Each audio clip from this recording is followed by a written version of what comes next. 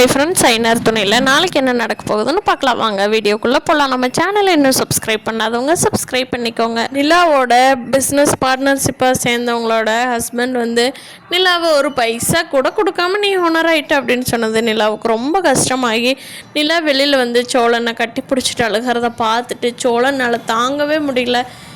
என்னோட நிலை இப்படி கஷ்டப்படவே கூடாது, அதுக்கு நான் என்ன பண்ணலாம் அப்படின்னு சொல்லி ரொம்ப யோசித்து அவரோட ஓனர்கிட்ட இருக்கிற பணத்தை எடுத்துகிட்டு வந்து திவ்யாட்ட கொடுத்துட்றாரு சோழன். அப்போ திவ்யா சொல்கிறாங்க, சோழன் பரவாயில்ல, நாங்கள் தான் அப்புறமா வாங்கிக்கிறேன்னு சொன்னோம்ல, இப்போ ஒன்றும் அவசரம் இல்லை, அவர் சொன்னதை நீங்கள் தப்பாக எடுத்துக்காதீங்க, நிலாவை நான் கன்வின்ஸ் பண்ணிக்கிறேன் அப்படிங்கிறாங்க.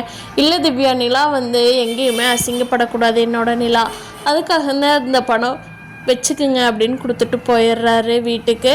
அப்போது நிலாவுக்கு ஃபோன் பண்ணி சொல்கிறாங்க திவ்யா எப்படி கொண்டு வந்து கொடுத்தாரு அப்படின்னு சொல்லி. நிலாவும் வீட்டுக்கு போயிட்டு சோழன்கிட்ட கேட்குறப்போ சோழன் சொல்கிறாரு, ஆமாங்க, நான் வந்து ஒரு தப்பு பண்ணிட்டேன், என்னோடய ஓனர்கிட்ட டேபிளில் இருந்தது, நான் பாட்டுக்கு எடுத்துகிட்டு வந்துட்டேன், இப்போ போய் ஓனர்கிட்ட சொல்ல போகிறேனுங்க, அதுக்காகத்தான் போயிட்டுருக்கேன் அப்படின்னு சொல்லி சொல்லுறாரு.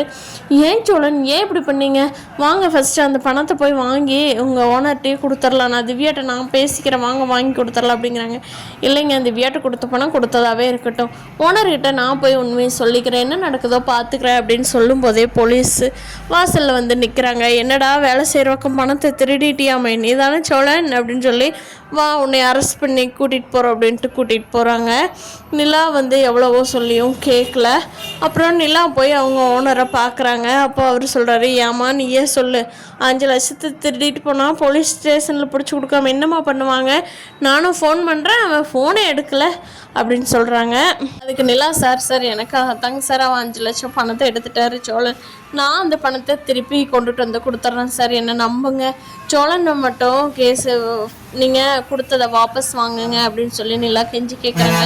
ஏம்மா ஃபஸ்ட்டு அந்த பணத்தை கொண்டுட்டு வா, நீ சொல்கிற ஒரே காரணத்துக்காக பணத்தை கொடுத்தீன்னா நான் கேஸ் வாபஸ் வாங்குறேன், இல்லைன்னா அப்படியே தாம்மா இருக்கணும், இத்தனை வருஷம் வேலை செஞ்ச பையனாச்சு அப்படின்னு பார்த்தோம்னா ஏன் டேபிள் இருக்கிற காசையை திருடிட்டு போனால் எவ்வளோ அவனுக்கு கொழுப்பு அப்படிங்கிறாரு. நிலா வந்து நானாச்சு அந்த பணத்தை ஏற்பாடு பண்ணி கொடுத்துட்றேன், நீங்கள் கேஸ் மட்டும் வாபஸ் வாங்குங்க, இந்தா இப்போ போகிற பணத்தை வாங்கிட்டு வந்து கொடுக்கன்னு சொல்லி திவ்யாவை பார்க்க கிளம்பிடுறாங்க. நிலா இங்கே வந்து அனீஷும் சந்தாவும் அடுத்த நாள் வந்து வேலைக்கு வரலை. சேரன் ஃபோன் பண்ணி பார்க்குறாரு, அனீஷோட நம்பருக்கும் சந்தாவோட நம்பருக்கும், அவங்க எடுக்கவே இல்லை, என்ன ஆச்சுன்னு தெரியலையே, வேலைக்கு வேற வந்துட்டுமே, வந்துடுவாங்கன்னு நினச்சிருந்தோமே, சரி லஞ்ச் டைம் நம்ம போய் பார்ப்போம் அப்படின்னு சொல்லிட்டு லஞ்ச் அவர் வீட்டிலேருந்து கொண்டு வந்ததை சாப்பிட்டே போய் பார்க்குறாரு. என்ன எதனால் வரல, ஏதாவது உடம்பு சரியில்லையா அப்படின்னு சொல்லி பார்க்க போகிறாரு. அப்போது அங்கே அனீஸும் சந்தாவும் இல்லை, வீடு லாக் ஆகிருக்கு.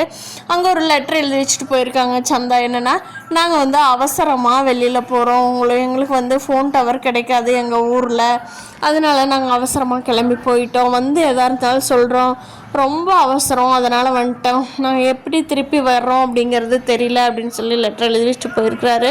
சேரனுக்கு ஒரே பயமாயிருச்சு. ஐயோ, சந்தா அன்னைக்கு கல்யாணம் பண்ணணும்னு சொல்ல வந்தானே, அவங்க ஏதாவது பிரச்சனை பண்ணி வர வச்சுட்டானா, இல்லை அவங்க அம்மா அப்பாவுக்கு உடம்பு சரியில்லையா, என்னாச்சுன்னு தெரியலையே, 2 பேர் தான் ஃபோனும் சுவிட்ச் ஆஃபில் இருக்கே, என்ன பண்ணுறதுன்னு சொல்லி சேரன் வந்து புலம்பிகிட்ருக்கிறாரு.